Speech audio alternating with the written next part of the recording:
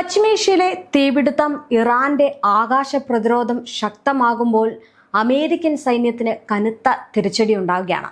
പശ്ചിമേഷ്യയിൽ ദിനംപ്രതി രൂക്ഷമാകുന്ന സംഘർഷ സാഹചര്യങ്ങൾ പുതിയ ഘട്ടത്തിലേക്ക് കടന്നിരിക്കുകയാണ്. ഇറാനിയൻ വ്യോമ അതിർത്തിക്കുള്ളിൽ അമേരിക്കൻ യുദ്ധവിമാനം തകർന്നു വീണ സംഭവം, അതിന്റെ പിന്നാലെ ഉണ്ടായ തിരച്ചിൽ നടപടികളും ഈ ഒരു സംഘർഷത്തിന്റെ ഗൗരവം വ്യക്തമാക്കുന്നു. ആഗോള രാഷ്ട്രത്തിൽ ഏറെ സ്വാധീനമുള്ള അമേരിക്കൻ സൈനിക ശക്തിക്കെതിരെ ഇറാൻ ഉയർത്തുന്ന പ്രതിരോധം ഇപ്പോൾ കൂടുതൽ ദൃഢമാകുന്നതായിട്ടാണ് പുതിയ സംഭവ വികാസങ്ങൾ സൂചിപ്പിക്കുന്നത്. മാത്രമല്ല, ഇറാന്റെ അവകാശവാദങ്ങൾ പ്രകാരം അമേരിക്കൻ F-50 യുദ്ധവിമാനം അവരുടെ അത്യാധുനിക വ്യോമ പ്രതിരോധ സംവിധാനങ്ങൾ ഉപയോഗിച്ച് വെടിവെച്ചിട്ടതാണ് എന്നാണ് പറയപ്പെടുന്നത്. ഈ ഒരു ആക്രമണത്തിൽ വിമാനത്തിലെ 2 ക്രൂ അംഗങ്ങളിൽ ഒരാളെ അമേരിക്കൻ പ്രത്യേക സേന രക്ഷപ്പെടുത്തിയെങ്കിലും മറ്റൊരാൾ ഇപ്പോഴും കാണാതായിരിക്കുകയാണ്. ഈ സംഭവത്തെ തുടർന്ന് ഇറാനിയൻ സൈന്യവും അമേരിക്കൻ സൈന്യവും ഒരേ സമയം തിരച്ചിൽ പ്രവർത്തനങ്ങൾ ആരംഭിച്ചതോടെ പ്രദേശത്ത് സൈനിക സമ്മർദ്ദം കൂടുതൽ വർദ്ധിച്ചിരിക്കുകയാണ്. ഇത് യുദ്ധം ആരംഭിച്ചതിനു ശേഷമുള്ള ആദ്യത്തെ വലിയ സംഭവങ്ങളിൽ ഒന്നായി കണക്കാക്കപ്പെടുന്നു. ഇതിലൂടെ ഇറാന്റെ പ്രതിരോധ സംവിധാനങ്ങൾ അമേരിക്കൻ സൈന്യത്തിന് വെല്ലുവിളിയാകുന്നു എന്ന സന്ദേശം ലോകത്തിനു മുന്നിൽ എത്തുകയാണ്. സാങ്കേതികമായിട്ടും തന്ത്രപരമായിട്ടും അമേരിക്കയ്ക്ക് മേൽക്കൈ ഉള്ളതാണെന്ന് കരുതിയിരുന്ന സാഹചര്യത്തിൽ ഈ ഒരു സംഭവം അതിനെ ചോദ്യം ചെയ്യുന്നതായിട്ട് മാറിയിരിക്കുകയാണ്.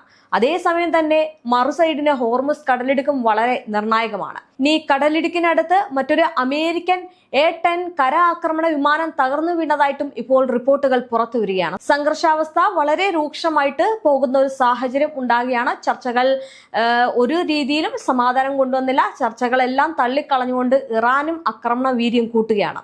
എന്തായാലും ഈ വിമാനത്തിലെ പൈലറ്റിനെ രക്ഷപ്പെടുത്തിയതായിട്ട് അമേരിക്കൻ മാധ്യമങ്ങൾ റിപ്പോർട്ട് ചെയ്തെങ്കിലും അതിന്റെ പശ്ചാത്തലം ഇപ്പോഴും വ്യക്തമാക്കിയിട്ടില്ല. ഇനി ഹോർമുസ് കടലിടുക്ക് ലോകത്തിലെ ഏറ്റവും പ്രധാനപ്പെട്ട സമുദ്ര വ്യാപാര പാതകളിൽ ഒന്നായതിനാൽ തന്നെ ഇവിടെ നടക്കുന്ന ഏത് സൈനിക സംഭവവും ആഗോള സാമ്പത്തിക രംഗത്തും വലിയ പ്രതിഫലനങ്ങൾ ഉണ്ടാക്കുമെന്നതിൽ സംശയവുമില്ല. ഇതിനോടൊപ്പം തന്നെ ഇറാൻ അതിർത്തിക്ക് സമീപം ഒരു American UH-60 black hawk helicopter വെടിവെച്ചിട്ടതായിട്ട് ഇറാൻ അവകാശപ്പെടുന്നു. ഇതിന് തെളിവായിട്ട് അവർ പുറത്തുവിട്ട വീഡിയോയും ശ്രദ്ധ നേടുകയാണ്. ഈ ദൃശ്യങ്ങൾ യാഥാർത്ഥ്യമാണോ എന്നതിനെ കുറിച്ച് അന്താരാഷ്ട്ര തലത്തിൽ ചർച്ചകൾ നടക്കുമ്പോഴും ഇറാന്റെ ആത്മവിശ്വാസം ഈ സംഭവങ്ങളിലൂടെ വ്യക്തമാണ്. ഇനി ഇറാന്റെ ഭാഗത്തു നിന്നുള്ള ഏറ്റവും ശ്രദ്ധേയമായിട്ടുള്ള നീക്കങ്ങളിൽ ഒന്ന് കാണാതായ അമേരിക്കൻ പൈലറ്റിനെ പിടികൂടുന്നവർക്ക് പാരിതോഷികം പ്രഖ്യാപിച്ചതാണ്. വിലയേറിയ പ്രതിഫലം എന്ന വാഗ്ദാനത്തിലൂടെ ഇറാൻ തന്റെ തന്ത്രപരമായിട്ടുള്ള സമീപനം വ്യക്തമാക്കുകയാണ്. ഇതൊരു സാധാരണ സൈനിക നടപടിയല്ല, മറിച്ച് ഈ മാനസിക സമ്മർദ്ദം സൃഷ്ടിക്കുന്ന ഒരു യുദ്ധതന്ത്രമാണ്. ഈ ഒരു പ്രഖ്യാപനം 2 ലക്ഷ്യങ്ങൾ സാധ്യമാക്കുന്നു. ഒന്നാമതായിട്ട് പ്രദേശത്തെ ജനങ്ങളിൽ നിന്നുള്ള വിവരങ്ങൾ വേഗത്തിൽ ലഭിക്കാൻ ഇത് സഹായിക്കും. രണ്ടാമതായിട്ട് അമേരിക്കൻ സൈന്യത്തിന് നേരെയുള്ള മാനസിക സമ്മർദ്ദം വർദ്ധിപ്പിക്കാനും ഇത് വഴിയൊരുക്കുന്നു. മാത്രമല്ല, യുദ്ധത്തിൽ ഭൗതിക ശക്തിയോടൊപ്പം മാനസിക യുദ്ധവും അത്ര തന്നെ പ്രാധാന്യമാണെന്നാണ് ഇറാൻ ഈ ഒരു നടപടികളിലൂടെ തെളിയിക്കുന്നത്. ഇതിനിടെയാണ് അമേരിക്കയുടെ പ്രതികരണവും വരുന്നത്. അത് ശ്രദ്ധേയമായിട്ടുള്ള രീതിയിൽ ഒരു മന്ദഗതിയിലാണ്. സാധാരണയായി സോഷ്യൽ മീഡിയയിൽ സജീവമായ US സെൻട്രൽ കമാൻഡ് ഈ ഒരു സംഭവത്തെ തുടർന്ന് ദീർഘനേരം മൗനം പാലിച്ചത് ഏറെ ചർച്ചകൾക്ക് വഴിവെച്ചിരിക്കുകയാണ്. ഏകദേശം 20 മണിക്കൂറോളം യാതൊരു ഔദ്യോഗിക അപ്ഡേറ്റും ഇല്ലാതിരുന്നതിലൂടെ അമേരിക്കൻ ഭരണകൂടം തന്ത്രപരമായിട്ടുള്ള ആശയക്കുഴപ്പത്തിലാണെന്ന അഭിപ്രായം ശക്തമായി. വൈറ്റ് ഹൗസ് പ്രസ് സെക്രട്ടറി നൽകിയ പ്രതികരണം ഇങ്ങനെയാണ്: വളരെ ചുരുങ്ങിയതായിരുന്നു അത്. പ്രസിഡന്റിനെ വിവരം അറിയിച്ചിട്ടുണ്ട് എന്നതിലുപരി കൂടുതൽ വിവരങ്ങൾ പുറത്തു വന്നില്ല. പിന്നീട് നൽകിയ അഭിമുഖത്തിൽ ഈ ഒരു സംഭവങ്ങൾ ഇറാനുമായുള്ള ചർച്ചകളെ ബാധിക്കില്ല എന്ന് അമേരിക്കൻ പ്രസിഡന്റ് വ്യക്തമാക്കിയെങ്കിലും ആ ഒരു പ്രസ്താവനയിൽ നിന്നുള്ള ആത്മവിശ്വാസം പലർക്കും സംശയാസ്പദമായിട്ട് തോന്നുകയും ചെയ്തിട്ടുണ്ട്. അമേരിക്കയുടെ മൗനം പല രീതിയിൽ വിലയിരുത്തപ്പെടുന്നുണ്ട്. ഒരുപക്ഷം ഇത് തന്ത്രപരമായിട്ടുള്ള നീക്കത്തിനായിരിക്കാം. മറുവശത്ത് ഇറാന്റെ പ്രതിരോധ ശേഷി അമേരിക്കയെ അമ്പരപ്പിച്ചതായും ചില വിശകലനങ്ങൾ സൂചിപ്പിക്കുന്നു. യുദ്ധഭൂമിയിൽ നേരിടുന്ന അപ്രതീക്ഷിത വെല്ലുവിളികൾക്ക് എങ്ങനെ പ്രതികരിക്കണമെന്ന് അമേരിക്കൻ സൈന്യം വിലയിരുത്തുന്ന ഘട്ടത്തിലാണെന്നാണ് കരുതപ്പെടുന്നത്. എന്തായാലും ഇറാന്റെ നിലപാട് ഇതിലൂടെ കൂടുതൽ വ്യക്തമാണ്. അവരുടെ ഭൂമിശാസ്ത്രപരമായിട്ടുള്ള ആനുകൂല്യങ്ങളും സ്വദേശീയ സാങ്കേതിക വിദ്യകളും ഉപയോഗിച്ച് അവർ ഒരു ശക്തമായിട്ടുള്ള പ്രതിരോധ കവചം നിർമ്മിച്ചിരിക്കുകയാണ്. ഇത് കേവലം ഒരു പ്രതിരോധത്തിനായി മാത്രമല്ല, ആവശ്യമായപ്പോൾ ആക്രമണാത്മകമായി പ്രതികരിക്കാനും കഴിയുന്ന രീതിയിലാണ്. ഇനിയൊരു സംഭവങ്ങൾ വലിയൊരു സത്യത്തിലേക്ക് വിരൽ ചൂണ്ടുന്നുണ്ട്. യുദ്ധം ഇനി പരമ്പരാഗത രീതിയിൽ മാത്രം നടക്കുന്നില്ല. വിവരയുദ്ധം, മാനസിക യുദ്ധം, സാങ്കേതിക യുദ്ധം ഇവയെല്ലാം ഒരുമിച്ചാണ് ഇന്നത്തെ സംഘർഷങ്ങൾ രൂപപ്പെടുന്നത്. ഇനി ഇറാൻ ഈ ഒരു മേഖലകളിൽ തന്റെ കഴിവ് തെളിയിച്ചുകൊണ്ടിരിക്കുകയാണ്, കരുത്തും കാണിച്ചുകൊണ്ടിരിക്കുകയാണ്. അടുത്ത ദിവസങ്ങളിൽ സംഘർഷത്തിന്റെ ദിശ നിർണ്ണയിക്കാൻ നിർണായകമായിരിക്കും. കാണാതായ പൈലറ്റിന്റെ വിധി എന്താകും എന്നുള്ള ചോദ്യമൊക്കെ നിലനിൽക്കുകയാണ്. അമേരിക്ക എങ്ങനെ ഇതിന് പ്രതികരിക്കും അല്ലെങ്കിൽ എങ്ങനെയായിരിക്കും പറയുക എന്നുള്ള കാര്യങ്ങൾ ഉറ്റുനോക്കുന്നുണ്ട്. ഇറാൻ തന്റെ തന്ത്രത്തിൽ കൂടുതൽ ശക്തമാകുമോ? ഇനിയും ഈ ഒരു ചോദ്യങ്ങൾക്കുള്ള ഉത്തരങ്ങൾ ലോകം ഉറ്റുനോക്കുകയും ചെയ്യുന്നുണ്ട്. എന്തായാലും ഈ ചോദ്യങ്ങൾക്ക് നിലവിൽ ഇപ്പോൾ ഉത്തരം പറയാൻ അമേരിക്ക മടി കാണിക്കുകയാണ്, മൗനം പാലിക്കുകയാണ്. എന്ത് തന്നെ ആയാലും യുദ്ധം ഘടിപ്പിക്കുമെന്ന നിലപാടിൽ ഇറാൻ പോവുകയാണ്. ഒരു കാര്യത്തിൽ സംശയമില്ല, ഈ ഒരു സംഭവങ്ങൾ പശ്ചിമേഷ്യയിലെ ശക്തി സമവാക്യങ്ങൾ മാറ്റിമറിക്കാൻ ശേഷിയുള്ളവയാണ്. ഇറാൻ ഉയർത്തുന്ന പ്രതിരോധ ശബ്ദം ഇനി അവഗണിക്കാൻ കഴിയുകയും ചെയ്തിട്ടുണ്ട്. ഇനി സ്വന്തം ജനതയെ വഞ്ചിക്കുന്ന ഭരണകൂടമെന്നാണ് അമേരിക്കൻ മാധ്യമങ്ങളും ജനങ്ങളും പറയുന്നത്. അമേരിക്കൻ ജനാധിപത്യത്തിന്റെ അധപതനവുമാണ് ട്രംപിന്റെ അടുത്ത വെല്ലുവിളി എന്ന് പറയുന്നത്.